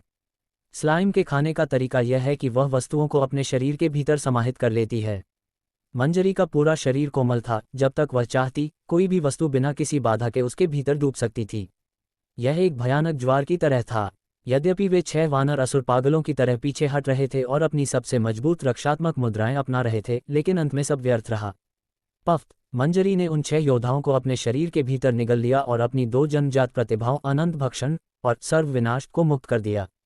जैसे ही वे 6 योद्धा मंजरी के उदर में पहुंचे, वे तुरंत विभिन्न पोषक तत्वों में बदल गए और मंजरी के शरीर में विलीन हो गए। साथ ही अपने से कहीं अधिक ऊंचे स्तर के प्राणियों को निगलने के कारण मंजरी को कुछ स्थायी गुणों परमानेंट एट्रीब्यूट्स की प्राप्ति हुई। ग्रेटर दैन आपके युद्ध जीव मंजरी ने कर्कट को निगल लिया है। कवच और जादुई प्रतिरोध गुणों में 10% की वृद्धि। ग्रेटर दैन आपके युद्ध जीव मंजरी ने अतय को निगल लिया है। जादुई आक्रमण शक्ति में 10% की वृद्धि। ग्रेटर दैन आपके युद्ध जीव मंजरी ने मिलोटेश को निगल लिया है। शारीरिक आक्रमण शक्ति में 10% की वृद्धि। ग्रेटर दैन इस क्षण मंजरी के शरीर पर बने बैंगनी चिन्ह और भी स्पष्ट और चमकदार हो गए। इंद्रप्रस्थ का जयघोष। टिंग टिंग। उसी समय पास खड़े रेफरी ने, जो खुद 6 खूंखार वानर योद्धाओं के इस क्रूर भक्षण को देखकर सदमे में था, अपना हाथ हवा में उठाया और कांपती आवाज में घोषणा की। महाबली अकादमी के सभी सदस्यों के पुनर्तः पतन को देखते हुए मैं घोषणा करता हूँ, शीर्ष 16 से शीर्ष 8 में जाने वाले पहले निष्कासन दौर की विजेता इंद्रप्रस्थ अकादमी है। जैसे ही ये शब्द गूंजे, ओह, पूरे स्टेडियम में मौजूद भारतवर्ष के लगभग सभी दर्शक खुशी और विस्मय से झूम उठे। अप्रत्याशित, अत्यंत अप्रत्याशित। उन्हें उम्मीद नहीं थी कि इंद्रप्रस्थ वास्तव में महाबली अकादमी जैसी विशाल शक्ति को हरा देगी। ईमानदारी से कहा जाए तो इससे पहले लगभग किसी को विश्वास नहीं था कि इंद्रप्रस्थ यह मुकाबला जीत सकती है। विशेष रूप से तब जब रुद्रांश ने कप्तान के रूप में मृत्यु युद्ध डेथ मैच का प्रस्ताव रखा था। उस समय कई लोगों की नज़रों में ये कदम अत्यंत मूर्खतापूर्ण और आवेगपूर्ण था। यह अपनी जान दांव पर लगाने से कम नहीं था, परंतु वर्तमान परिणाम ने सबकी बोलती बंद कर दी थी। अद्भुत, वे सच में जीत गए। अगर मुझे सही याद है तो पिछले कई वर्षों में हमारे परिणाम इतने अच्छे नहीं रहे हैं, सिवाय उस साल के जब उस बड़ी दीदी ने टीम का नेतृत्व किया था। ये परिणाम केवल अच्छा नहीं, ऐतिहासिक है। पिछले 1 दशक से अधिक समय से हम संघर्ष कर रहे थे, लेकिन अब इंद्रप्रस्थ अकादमी एक मजबूत स्तंभ बनकर उभरी है। शुरुआत में हमें लगा था कि वे सबसे कमज़ोर टीम है, लेकिन किसे पता था कि वे सबसे बलवान निकलेंगे। आखिर वह स्लाइम किस प्रजाति की है? मेरा मूल्यांकन कौशल उसे अभी भी स्तर 1 का साधारण जीव दिखा रहा है। जहां भीड़ खुश और हैरान थी, वहीं वे इस पहेली को सुझाने की कोशिश भी कर रहे थे। विदेशी खेमे में हताशा। दूसरी ओर जो लोग इस समय सबसे अधिक शर्मिंदा थे और सिर नहीं उठा पा रहे थे, वे निस्संदेह वानर राज साम्राज्य के दर्शक थे। उनके लिए यह हार केवल एक मैच की हार नहीं थी, बल्कि उनकी प्रजाति के गौरव का अंत था। विचित्र बात यह थी कि ये वानर प्रजाति के दर्शक मंजरी की शक्ति पर अचंभित होने के बजाय कर्कट और अडोल्फस की टीम को ही कोस रहे थे। उन्हें इस बात का क्रोध था कि उनकी टीम इतनी कमज़ोर कैसे हो सकती है। धिक्कार है, हमें उस टीम को बुलाना चाहिए था जो स्वतंत्र महासंघ फ्री फेडरेशन के दौरे पर गई है। किसे पता था कि कर्कट और उसके साथी इतने बेकार साबित होंगे। वानर प्रजाति की मानसिकता ऐसी ही थी, हार मिलने पर वे प्रतिद्वंद्वी की शक्ति को स्वीकार करने के बजाय अपनी ही टीम की कमियों को ढूंढने लगते थे। यदि तुम कमज़ोर नहीं होते तो हारते कैसे? प्रतिद्वंद्वी कितना भी बलवान हो, हार केवल तुम्हारी निर्बलता का प्रमाण है। शीर्ष 8 की स्थिति, एक गंभीर चुनौती। इस मैच के समापन के साथ अब कोई भी इंद्रप्रस्थ अकादमी को कम आंकने की हिम्मत नहीं कर रहा था। भारतवर्ष के दर्शकों का उत्साह 7वें आसमान पर था, लेकिन यह उत्साह जल्द ही थोड़ा कम हो गया। इसका कारण बहुत स्पष्ट था। अगले 7 मैचों के परिणाम भारतवर्ष के पक्ष में नहीं रहे। तारांकन सप्तऋषि अकादमी का सामना एल्फ साम्राज्य की अवालोन अकादमी से हुआ, जिसमें उन्हें करारी हार का सामना करना पड़ा। तारांकन डोंगलिंग अकादमी का सामना रक्त पिशाच वैम्पायर साम्राज्य की ड्रैकुल अकादमी से हुआ और वे भी बुरी तरह हार गए। तारांकन पाताल अकादमी का सामना दानव साम्राज्य की टैंडिंग अकादमी से हुआ, जहां परिणाम फिर से हार ही रहा। केवल मोस्टर्डर्स अकादमी ही ऐसी थी जिसने बौना ड्वार्फ साम्राज्य की गोल्डन अकादमी के खिलाफ शानदार जीत हासिल की। बाकी मैच विदेशी टीमों के बीच आपसी मुकाबले थे। शीर्ष 8 की अंतिम सूची में भारतवर्ष की 5 अकादमियों में से केवल 2 ही अपनी जगह बना पाईं, इंद्रप्रस्थ अकादमी और मोस्टर्डर्स अकादमी। बाकी की 6 टीमें विदेशी साम्राज्यों की अकादमियां थीं। यदि आंकड़ों की बात करें तो भारतवर्ष इस समय एक कदम पीछे था। तारांकन इंद्रप्रस्थ ने महाबली को हराया 1 अंक। तारांकन मोस्टर्डर्स ने गोल्डन अकादमी को हराया 1 अंक। तारांकन लेकिन बाकी की 3 भारतीय अकादमियां हार गईं। कुल स्कोर 2 के मुकाबले 3 था, यानी भारतवर्ष 1 अंक से पीछे चल रहा था। अब ये देखना बहुत अनिश्चित था कि क्या भारत की ये 2 बची हुई टीमें शीर्ष 8 के मैचों से निकलकर फाइनल में मिल पाएंगी या नहीं। विदेशी टीमों का दबदबा अभी भी बहुत अधिक था। रुद्रांश ने अपनी टीम को एक साथ इकट्ठा किया। जीत का जश्न छोटा रखो, उसने गंभीर स्वर में कहा। असली लड़ाई अब शुरू हुई है। बाकी टीमें अब हमारी मंजरी की काट ढूंढने की कोशिश करेंगी। मंजरी, जो अब वापस रुद्रांश के कंधे पर एक छोटी जेली की तरह बैठी थी, उसने धीरे से गुजी कहा, मानो वह अपने स्वामी को आश्वस्त कर रही हो कि वह किसी भी चुनौती के लिए तैयार है। अध्याय 138, जीवन की साझेदारी। रक्तप्राण गुप्त कला। यद्यपि रुद्रांश की मंजरी लिटिल पर्पल स्लाइम ने सभी दर्शकों की आंखों में उम्मीद की चमक जगा दी थी, लेकिन आज की रात विदेशी साम्राज्यों की रणनीतिक टीमें इस स्लाइम को रोकने के लिए निश्चित रूप से नए रास्ते खोज रही होंगी। जब प्रतियोगिता का ये दौर पूरी तरह समाप्त हुआ, तब तक रात का घना अंधेरा छा चुका था। दर्शक अखाड़े से बाहर निकल रहे थे और रास्ते में अपने साथियों के साथ गर्मागर्म चर्चा कर रहे थे। सभी के लिए सबसे आश्चर्यजनक बात निस्संदेह इंद्रप्रस्थ अकादमी का प्रदर्शन था। जिस टीम को शुरुआत में सबसे कमजोर माना जा रहा था, वह अब सबसे शक्तिशाली दावेदार बनकर उभरी थी। मुख्य रूप से रुद्रांश की वह मंजरी बहुत शक्तिशाली है। मुझे लगता है कि उसने कम से कम दिव्य पशु डिवाइन बीस्ट्स की श्रेणी में प्रवेश कर लिया है। हाँ, 7 वानर योद्धाओं को उस स्लाइम ने एक ही बार में निगल लिया। इस साल हमेशा अहंकारी रहने वाले वानर साम्राज्य को हमारे भारतवर्ष में मुंह की खानी पड़ी है, ये देखकर बहुत सुकून मिल रहा है। वानर साम्राज्य की अंतर्राष्ट्रीय छवि पहले से ही बहुत खराब थी। वे अत्यंत युद्धप्रिय थे और भारतवर्ष की सीमाओं पर अक्सर उनके वानर दस्तों द्वारा घुसपैठ और हमले किए जाते थे। इस बार उनके योद्धाओं का पूरी तरह सफाया करना निस्संदेह एक पुरानी भड़ास निकालने जैसा था। लेकिन हमें यह नहीं भूलना चाहिए कि अवालोन अकादमी, टैंडिंग अकादमी और ड्रैकुल अकादमी को भी कम नहीं आंका जा सकता। बिल्कुल, आज रात वे निश्चित रूप से रुद्रांश की मंजरी को निशाना बनाने की योजना बना रहे होंगे। यदि रुद्रांश के पालतू जीव को किसी तरह निष्क्रिय कर दिया गया तो इंद्रप्रस्थ अकादमी की युद्ध क्षमता अचानक गिर जाएगी। कुछ अनुभवी दर्शक बहुत चिंतित थे।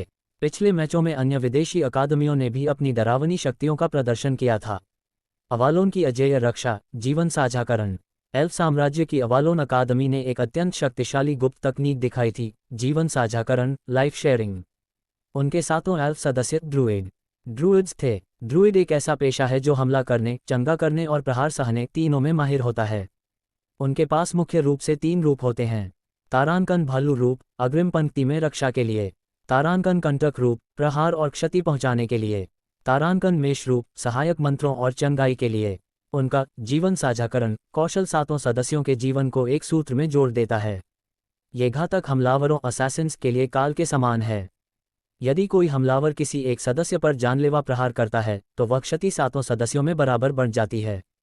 परिणाम स्वरूप दुश्मन कभी भी उनके पिछले दस्ते को एक झटके में खत्म नहीं कर पाता। आपसी सहयोग के साथ यह टीम अभेद्य बन जाती है। ड्रैकुल और टैंडिंग, रक्त और असुर शक्ति। रक्त पिशाच साम्राज्य की ड्रैकुल अकादमी भी पीछे नहीं थी। उनके पास रक्तप्राण गुप्त कला, ब्लड स्पिरिट सीक्रेट आर्ट थी। हर पिशाच योद्धा के पास कई जीवन होते हैं। यदि आप उन्हें मार भी दें तो जब तक उनके रक्त की एक बूंद भी शेष है, वे तुरंत पुनर्जीवित हो सकते हैं। और सबसे डरावनी बात यह है कि पुनर्जीवित होने के बाद उनकी शक्ति अपने चरम पर होती है। जहां तक दानव साम्राज्य की टैंडिंग अकादमी का सवाल है, उनके बारे में कुछ कहना ही कम है। उनकी युद्ध क्षमता ने दर्शकों को निराशा में डाल दिया था। हर दानव खिलाड़ी के पास शारीरिक और जादुई आक्रमण की अद्वितीय क्षमता थी। उनके पास पूरे अखाड़े में सबसे मजबूत रक्षात्मक गुण थे। पाताल अकादमी के खिलाफ मुकाबले में दानव टीम ने किसी रक्षात्मक कौशल का उपयोग नहीं किया, बल्कि केवल अपने असुर शरीर के बल पर पाताल अकादमी के भारी हमलों को झेला और सीधे उनके चेहरे के सामने जाकर उन्हें कुचल दिया। दर्शकों ने पहले कभी इतना अतिरंजित शक्ति प्रदर्शन नहीं देखा था। विशेषज्ञों का कहना है कि दानव रक्त की शुद्धता जितनी अधिक होगी, उनकी अगली पीढ़ी उतनी ही बलवान होगी। पिछले कुछ वर्षों में दानव साम्राज्य की शक्ति कई गुना बढ़ गई है। षड्यंत्रों की रात। आज के दौर के अंत में भले ही इंद्रप्रस्थ ने जीत हासिल की थी, लेकिन भारतवर्ष के दर्शकों के चेहरों पर पूरी तरह से मुस्कान नहीं थी। वे जानते थे कि विदेशी साम्राज्यों की रणनीतिक टीमें अब रुद्रांश की मंजरी पर ध्यान केंद्रित करेंगी। एक पशु स्वामी बीस्ट मास्टर को निशाना बनाने के कई तरीके होते हैं। तारांकन किसी उच्च स्तरीय कौशल से पालतू जीव को सील कर देना। तारांकन किसी गुप्त तकनीक से स्थान स्पेस को अलग कर देना, जिससे स्वामी और जीव का संपर्क टूट जाए। इन चिंताओं ने सबको घेर रखा था। इस समय लोग अपने आपसी मतभेदों को भूलकर केवल भारतवर्ष की जीत की कामना कर रहे थे। रुद्रांश का आत्मविश्वास। मैच खत्म होने के बाद रुद्रांश और उसके साथी अपने विश्राम स्थल पर लौट आए। दर्शकों की चिंता के विपरीत मंगेश, विमल और अन्य साथियों के चेहरे पर कोई तनाव नहीं था। वे हंस रहे थे और रिलैक्स महसूस कर रहे थे। इसका कारण सरल था, वे अपने कप्तान रुद्रांश पर 100% विश्वास करते थे। उन्हें पता था कि रुद्रांश के पास हर समस्या का समाधान है। रुद्रांश स्वयं भी बिल्कुल चिंतित नहीं था। यदि ब्रह्मांडीय श्रेणी कॉस्मिक लेवल के दिव्य जीवों को इतनी आसानी से निशाना बनाया जा सकता, तो वे ब्रह्मांडीय नहीं कहलाते। दर्शकों को लगा कि मंजरी ने आज अपनी पूरी शक्ति दिखाई है, लेकिन वे गलत थे। और सबसे बड़ी बात, रुद्रांश का सबसे शक्तिशाली युद्धजीव नव्या लिटिल किंग ग्रीन स्नेक अभी तक मैदान में उतरा ही नहीं था। वर्तमान में नव्या का स्तर रुद्रांश के बराबर था, स्तर 70। स्तर 50 की मंजरी ने स्तर 90 के वानरों को धूल चटा दी थी, तो नव्या के सामने स्तर 100 से नीचे का कोई भी योद्धा टिक नहीं सकता था। सुबह का वज्रपात। रात बीत गई। सुबह की पहली किरण के साथ ही अनगिनत दर्शक अखाड़े में अपनी सीटों पर बैठ गए।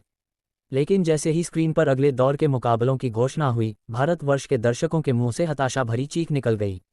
अरे नहीं, यह क्या हो गया? ये तो गृहयुद्ध है। स्क्रीन पर बड़े बड़े अक्षरों में लिखा था, क्वार्टर फाइनल शीर्ष 8 मुकाबला 1, इंद्रप्रस्थ अकादमी बनाम मोस्टर्डर्स अकादमी। मोस्टर्डर्स अकादमी। भारतवर्ष की केवल 2 टीमें बची थीं और नियति ने उन्हें एक दूसरे के सामने खड़ा कर दिया था। इसका मतलब था कि अब भारतवर्ष की केवल एक ही टीम सेमीफाइनल में पहुंच पाएगी। ये तो सरासर अन्याय है। क्या ये संयोग है या विदेशी शक्तियों की चाल? हमारी दोनों सर्वश्रेष्ठ टीमें आपस में लड़कर एक को बाहर कर देंगी, जबकि विदेशी टीमें सुरक्षित रहेंगी। रुद्रांश ने स्क्रीन की ओर देखा और उसकी आंखों में एक ठंडी चमक आई। आर्यन और उसकी मोस्टर्डर्स अकादमी की टीम भी वहीं खड़ी थी। उनके बीच का पुराना विवाद अभी सुलझा नहीं था और अब अखाड़ा ही उनका न्याय करेगा। अखाड़े का माहौल। मैदान में तनाव चरम पर था। आर्यन ने अपनी गदा संभाली और रुद्रांश की ओर देखते हुए उपहासपूर्ण स्वर में कहा, रुद्रांश, तुम्हारी किस्मत अच्छी थी कि उस स्लाइम ने तुम्हें यहां तक पहुंचा दिया। लेकिन आज मैं दिखाऊंगा कि असली पशु स्वामी कौन है। तुम्हारी वह जेली मेरे वज्र गरुड़ के सामने नहीं टिकेगी। रुद्रांश ने कोई जवाब नहीं दिया। उसने बस अपने कंधे पर बैठी मंजरी को सहलाया और नव्या को म्यान से बाहर निकाला। मंगेश, विमल, तैयार रहो। यह मैच केवल जीतने के लिए नहीं है, बल्कि ये दिखाने के लिए है कि इंद्रप्रस्थ का नेतृत्व कौन करेगा। दर्शक सांसें थामे बैठे थे। भारतवर्ष की 2 दिग्गज टीमें आमने सामने थीं। एक तरफ रुद्रांश की रहस्यमयी और डरावनी शक्ति थी, तो दूसरी तरफ आर्यन की अनुभव और क्रोध से भरी सेना। अध्याय 139, विजय कालिया। परछाई का अधिपति। किसी को इसकी उम्मीद नहीं थी। शीर्ष 8 के मुकाबलों के लिए जब पर्चियां निकाली गईं, तो भारतवर्ष की 2 सर्वश्रेष्ठ अकादमियां समय से पहले ही एक दूसरे के आमने सामने आ गईं। भारतवर्ष का गृहयुद्ध। जैसा कि उद्घोषक ने संकेत दिया, स्क्रीन पर जानकारी स्थिर हो गई। मुकाबले की सूची में जो नाम चमक रहे थे, वे थे इंद्रप्रस्थ अकादमी बनाम मोस्टर्डर्स अकादमी। मोस्टर्डर्स अकादमी। धिक्कार है। ये देखते ही भारतवर्ष के दर्शकों के मुंह से हताशा भरी आहें निकल गईं। वहीं दूसरी ओर विदेशी साम्राज्यों के दर्शक खिलखिला रहे थे। जब तक मानव जाति दुखी थी, वे बहुत खुश थे। मूल रूप से शीर्ष 8 में भारत की केवल 2 ही टीमें बची थीं। लेकिन अब मुकाबला शुरू होते ही भारतवर्ष को अपने ही एक हाथ को काटना पड़ रहा था। इसका सीधा मतलब यह था कि शीर्ष 4 सेमीफाइनल के मुकाबलों में भारतवर्ष की केवल एक ही अकादमी प्रवेश कर पाएगी। यद्यपि विदेशी अकादमियों को भी इस दौर में आपस में लड़ना था, लेकिन दुर्भाग्य से उनके पास 6 टीमें थीं। कृपया दोनों टीमें मंच पर तैयारी के लिए आएं। रेफरी ने भी बेबसी में दोनों पक्षों को मंच पर आने का संकेत दिया। यदि यह मुकाबला भारतवर्ष की धरती पर आयोजित नहीं हो रहा होता तो वह भी संदेह करता कि शायद भारत को जानबूझकर निशाना बनाया जा रहा है। परंतु ड्रॉ पूरी तरह से निष्पक्ष और यादृच्छिक रैंडम था। मेजबान होने के नाते यदि भारतवर्ष बेईमानी करना चाहता तो वे अपनी दोनों टीमों को कमज़ोर विदेशी टीमों के खिलाफ रखते और एल्फ, पिशाच तथा दानवों को आपस में लड़ाकर बाहर कर देते। चूंकि ऐसा नहीं हुआ, ये ड्रॉ की निष्पक्षता का सबसे बड़ा प्रमाण था। दर्शकों का असमंजस। मंच पर मौजूद दर्शक भी इस समय दुविधा में थे। बिना किसी संदेह के जीत की संभावना के मामले में इंद्रप्रस्थ अकादमी का पलड़ा भारी था, क्योंकि उनके पास रुद्रांश जैसा विलक्षण और डरावना योद्धा था। पिछले 2 दौर के मुकाबलों के बाद लोगों ने महसूस किया था कि भले ही रुद्रांश का स्तर केवल 70 था, लेकिन उसकी व्यक्तिगत युद्ध क्षमता मोस्टरडज अकादमी के खिलाड़ियों से कम नहीं थी, शायद श्रेष्ठ ही थी। दर्शकों की हिचकिचाहट का कारण स्थानीय लगाव था। इस प्रांत के होने के नाते वे मोस्टरडज अकादमी की जीत चाहते थे, लेकिन वे अंधे नहीं थे। वे देख सकते थे कि विदेशी साम्राज्यों की शक्तिशाली टीमों का सामना करने के लिए इंद्रप्रस्थ अकादमी की ताकत अधिक उपयुक्त थी। दोनों पक्षों का उत्साह बढ़ाओ, ताकत को बोलने दो, जो जीतेगा वही सेमीफाइनल में जाएगा। पूरा स्टेडियम इस समय जयकारों से गूंज रहा था। अखाड़े के मंच पर पहुंचने के बाद मोस्टरडज अकादमी का कप्तान और शीर्ष प्रथम वर्षीय छात्र विजय कालिया रुद्रांश के सामने खड़ा हुआ। विजय का चेहरा सख्त था और उसकी आंखों में रुद्रांश के प्रति गहरी प्रतिद्वंद्विता और युद्ध की तीव्र इच्छा चमक रही थी। ये वही लड़का था जिसकी वजह से मोस्टरडज अकादमी कई स्कूलों के बीच मजाक का पात्र बन गई थी। इसकी वजह से विजय की अपनी ताकत पर भी सवाल उठाए गए थे। मुझे पता है कि तुम्हारा युद्ध जीव बहुत शक्तिशाली है, लेकिन उसे बुलाने में संकोच मत करना। मैं तुम्हें दिखाऊंगा कि असली मुकाबला क्या होता है, विजय ने अत्यंत गंभीर स्वर में कहा। रुद्रांश की इस पर कोई प्रतिक्रिया नहीं हुई। उसकी नज़रें अभी भी शांत थीं, क्योंकि इस युद्ध में उसने अपने किसी भी पालतू जीव को बुलाने की योजना नहीं बनाई थी। कारण सरल था, वह एक नई विधि आजमाना चाहता था। कल रात उसकी विशेषता निष्कर्षण कैरेक्टरिस्टिक एक्सट्रैक्शन प्रतिभा ने फिर से प्रतिक्रिया दी थी। इसने रुद्रांश को नव्या लिटिल किंग और मंजरी लिटिल पर्पल से 2 विशेष प्रतिभा कौशल निकालने की अनुमति दी थी। वह आज उनका परीक्षण करना चाहता था। रणक्षेत्र की बिसात। रेफरी इस आंतरिक संघर्ष को ज्यादा लंबा नहीं खींचना चाहता था। उसने जल्दी से अपना हाथ उठाया। गिनती शुरू हो गई।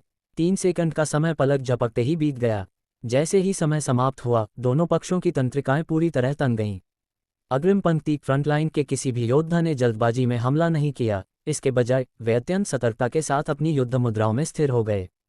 उसी समय दोनों पक्षों के सहायक जादूगरों सपोर्ट प्रीस्ट्स ने अपने साथियों पर मंत्रों की बौछार शुरू कर दी। रणभेरी बैटल क्राई, यह मोस्टरडज के ढाल योद्धाओं द्वारा लगाया गया आत्मरक्षा और शक्तिवर्धन मंत्र था। प्रकाश का उपहार गिफ्ट ऑफ लाइट, पवित्र ज्योति आशीर्वाद होली लाइट ब्लेसिंग, साहस का वरदान ब्लेसिंग ऑफ करेज। दोनों पक्षों के ऋषियों ने बिना किसी संकोच के मंत्रों की परतें चढ़ा दीं। ये स्पष्ट था कि दोनों पक्ष शक्ति का संचय कर रहे थे। जैसे ही धावा शुरू होगा, ये युद्ध बहुत जल्दी समाप्त हो जाएगा, क्योंकि दोनों ही पक्ष एक ही झटके में प्रतिद्वंद्वी को धराशायी करना चाहते थे। परछाई का शिकारी। विजय कालिया का पेशा चोर थीफ था। कालकोठरियों डंजन्स में ये पेशा बहुत प्रभावी नहीं माना जाता, लेकिन व्यक्तिगत मुकाबलों में, विशेष रूप से खुले अखाड़े में, यह एक कैंसर के समान है। यहाँ कैंसर का अर्थ है प्रतिद्वंद्वी के लिए अंतहीन मुसीबत पैदा करना, और सबसे बड़ी बात यह कि प्रतिद्वंद्वी उसे पकड़ नहीं सकता। द्वितीय परिवर्तन सेकेंड चेंज के बाद उसका पेशा एकाकी शिकारी लोन रेंजर बन गया था। नाम से ही स्पष्ट था कि वह कितना घातक हो सकता है। तृतीय परिवर्तन के बाद वह अदृश्य अधिपति इनविजिबल डोमिनेटर बनने वाला था। उसकी हत्या करने की क्षमता एक अलग ही स्तर पर थी। यह उन शीर्ष 10 पेशों में से एक था जिनसे पिछले दस्ते बैकलाइन के खिलाड़ी सबसे ज्यादा डरते थे। पुराने लखन, पुराने जफर, हमला करो, बाकी सब इन दोनों की सहायता करो, बस प्रहार झेलते रहो। जहां तक उस रुद्रांश का सवाल है, उसे मैं संभालूंगा, विजय ने बड़े आत्मविश्वास से कहा। क्या ये कोई संयोग था कि मोस्टरडज अकादमी शीर्ष 8 में पहुंच गई थी? बिल्कुल नहीं, वे अपनी वास्तविक ताकत के बल पर यहां तक पहुंचे थे। इसमें विजय कालिया की असाधारण व्यक्तिगत क्षमता का बड़ा हाथ था। पिछले मैच में उन्होंने बौना साम्राज्य की गोल्डन अकादमी के कप्तान को एक अप्रत्याशित तरीके से मौत के घाट उतार दिया था। अखाड़े में मौजूद कई अन्य हत्यारों असैसिन्स ने भी माना था कि विजय का प्रदर्शन वास्तव में अद्भुत था। विजय कालिया वास्तव में मोस्टरडज का गौरव था। मुख्य पदों पर बैठे शत्रुओं को खत्म करने की उसकी कला बेजोड़ थी। उसके साथियों को अपने कप्तान की इस शैली की आदत थी, उन्हें बस मोर्चा संभाल कर रखना था, और विजय अपनी पैनी खंजर से दुश्मनों की संख्या कम कर देगा। महायुद्ध का प्रारंभ। धूम। मोस्टरदर्स अकादमी के सदस्यों ने आधिकारिक तौर पर अपना धावा शुरू कर दिया। जाओ। रुद्रांश, जो मोस्टरदर्स के पिछले 2 दौर के मैचों को गौर से देख चुका था, उसने शांत स्वर में आदेश दिया। वह विजय कालिया की युद्ध शैली को अच्छी तरह समझता था।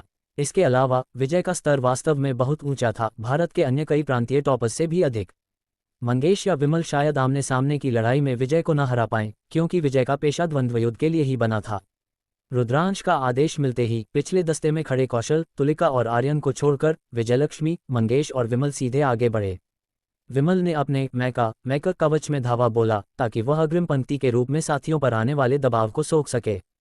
ठक। दोनों टीमें पूरी ताकत से टकराईं। संपर्क बिंदु से हवा की एक अविश्वसनीय लहर उठी जो पूरे अखाड़े में फैल गई, और विजय कालिया की आकृति पहले ही गायब हो चुकी थी, मानो वह शून्य में विलीन हो गया हो।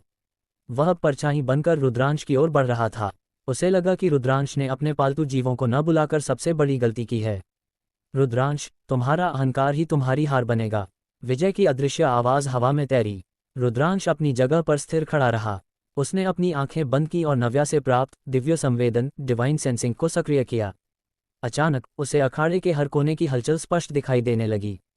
विजय कालिया की अदृश्य चालें उसके लिए अब दिन के उजाले की तरह साफ थीं। विजय, तुमने परछाई को अपनी ताकत बनाया है।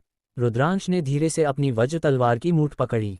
पर तुम्हें पता होना चाहिए कि परछाई केवल प्रकाश की अनुपस्थिति है, और मैं वह प्रकाश हूं जो सब कुछ भस्म कर देता है। अध्याय 140 1 बनाम 1।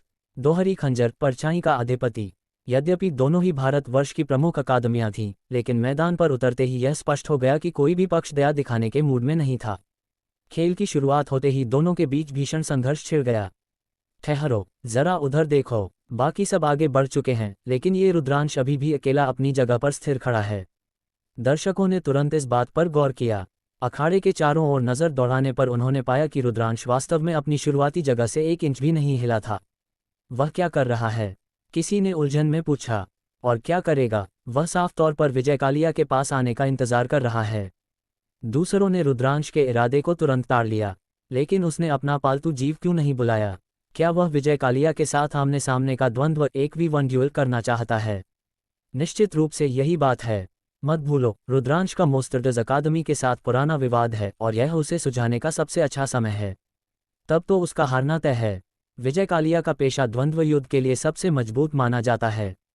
यद्यपि सभी ने रुद्रांश के उद्देश्य को समझ लिया था, लेकिन एक भी व्यक्ति उसकी जीत को लेकर आश्वस्त नहीं था।